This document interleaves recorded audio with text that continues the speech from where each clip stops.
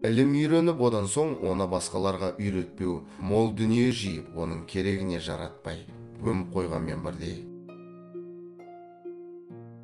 Ғылымның өлгені еске сақталмағандығы, қызықпайтын адамдарға үйретіліп, зая кеткені.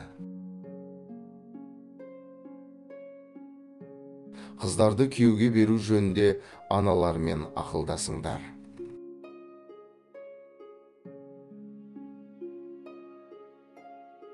Монтана 200-ліктің белгісі шу: өтірік айту, уәде тұрмау, аманатқа қиянат жасауы. Шақырған жерге ғана бар.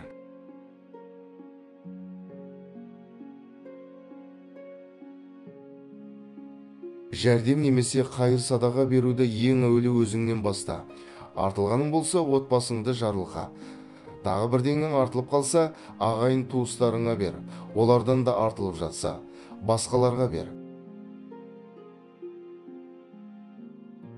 Адамдардың арасындағы Аллаға ең сүйкімсіздері шектен тыс дұшпандық жасаушылар.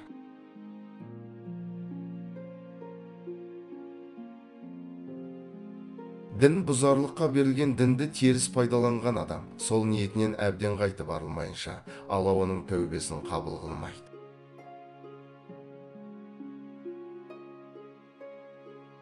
Қара нәсілді адамдарды да дос тұтыңдар, өйткені олардың үш ұлық адамы: Лұқманы Хакім, Нахоши, эфиопиялық азаншы Біләл пейіште болады.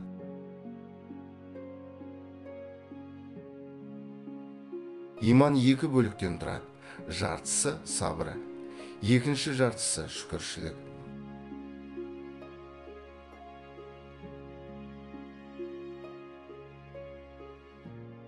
Өсекшілік дегеніміз адамдар арасындағы жақсы қарым-қатынасты бұзу мақсатымен бірінің сөзін екіншісіне жеткізуге құмарлық.